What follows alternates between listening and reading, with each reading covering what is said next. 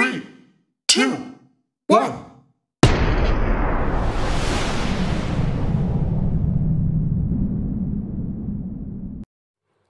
Halo semuanya, apakah kalian bertanya-tanya tentang kehidupan sebuah dunia yang gelap dan misterius yang jarang dieksplorasi? Di video ini, kami akan membawa kalian ke dalam dunia zona afotik, tempat di mana cahaya tidak mencapai dan kehidupan berkembang dengan cara yang unik. Mari kita jelajahi sekarang. Sebelum kita masuk ke zona afotik, kalian tahu nggak sih zona afotik bagian dari apa? Ya, zona afotik itu bagian dari laut. Laut menutupi lebih dari separuh permukaan bumi dan memiliki 3 zona berdasarkan penetrasi sinar matahari.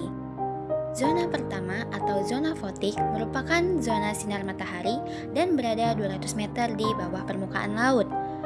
Zona yang merupakan sinar matahari paling hangat dan memiliki banyak kehidupan, termasuk lumba-lumba, tuna, penyu, ubur-ubur, dan rumput laut. Zona kedua atau zona despotik merupakan zona senja dan berada pada kedalaman 200 hingga 1000 meter di bawah permukaan laut. Zona senja gelap merupakan tempat sekumpulan hewan seperti udang, ikan kapak, dan ikan todak hidup di sana. Zona ketiga atau zona afotik adalah zona tengah malam yang benar-benar gelap dan terdapat hewan-hewan unik seperti anglerfish, blobfish, dan cumi-cumi raksasa. Setelah kalian mengetahui zona-zona di laut, mari kita bahas mengenai zona afotik. Zona afotik sering disebut juga sebagai zona malam atau zona hadopelagik, adalah wilayah terdalam di lautan. Berbeda dengan zona lain di lautan yang masih bisa ditembus cahaya matahari. Zona afotik diselimuti kegelapan abadi. Berikut penjelasan lengkap tentang zona misterius ini beserta beberapa gambarnya. Zona afotik umumnya berada di bawah kedalaman 2000 meter. Rata-rata kedalamannya sekitar 4000 meter. Titik terdalam laut di Palung Mariana sekitar 11.034 meter termasuk dalam zona afotik. Sinar matahari tidak bisa menembus zona ini sehingga wilayah ini dalam kegelapan total. Tekanan air di zona afotik sangat tinggi, bisa mencapai 1000 atmosfer di kedalaman 10.000 meter. Bayangkan kalian ditimpa berat seperti ribuan gajah. Suhu air di zona afotik sangat dingin, biasanya berkisar antara 1-4 derajat Celcius. Dinginnya seperti berada di dalam kulkas raksasa. Setelah kita membahas karakteristik zona afotik, kita akan melanjutkan kembali penelusuran kita mengenai ekosistem pada zona afotik. Mari simak penjelasannya ya teman-teman. Ekosistem laut dalam adalah ekosistem yang terbentuk di bagian lautan yang paling dalam, yang dikenal sebagai zona afotik. Di sini, sinar matahari tidak tertembus, sehingga organisme yang hidup di zona ini tidak dapat melakukan fotosintesis. Organisme di zona afotik dapat mendapatkan energi dari sumber lainnya, seperti makanan organisme lainnya atau dari proses kimia.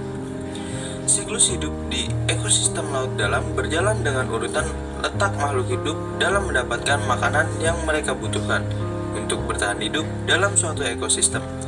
Rantai makanan adalah urutan letak makhluk hidup dalam mendapatkan makanan yang mereka butuhkan. Di ekosistem laut dalam, rantai makanan terdiri dari organisme seperti ikan sampai ke organisme terbesar yaitu belut raksasa.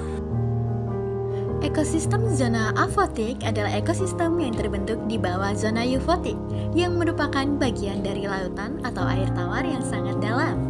Zona afotik adalah zona yang sangat dalam yang tidak tertembus sinar matahari.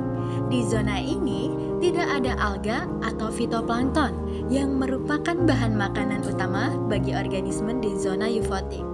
Organisme yang hidup di zona afotik adalah hewan karnivora seperti belut raksasa dan ikan lentera.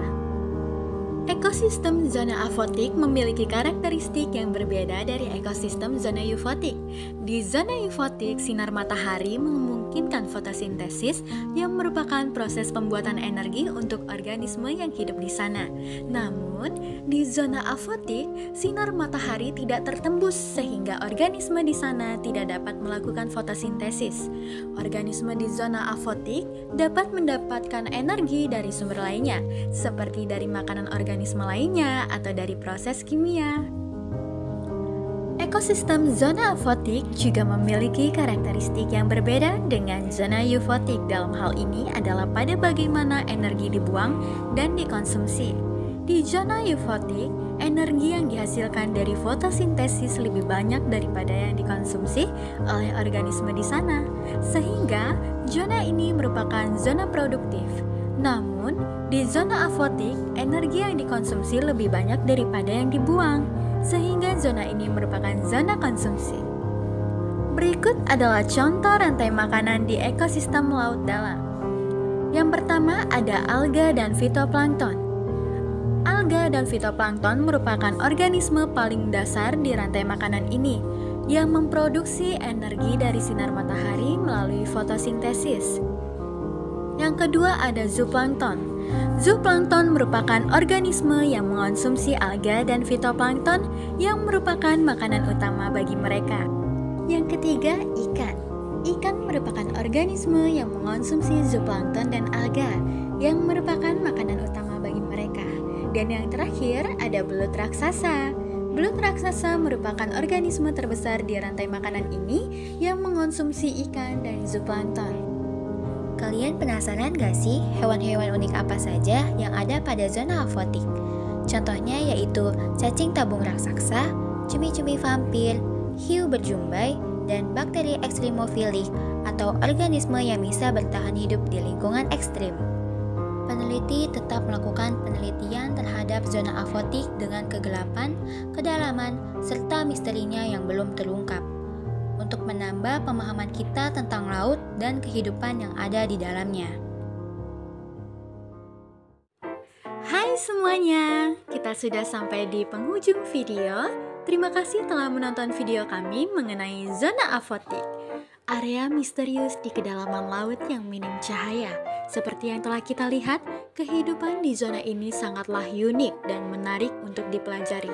Semoga melalui video ini pengetahuan kalian tentang kehidupan laut semakin bertambah. Sampai jumpa di video selanjutnya. Dadah!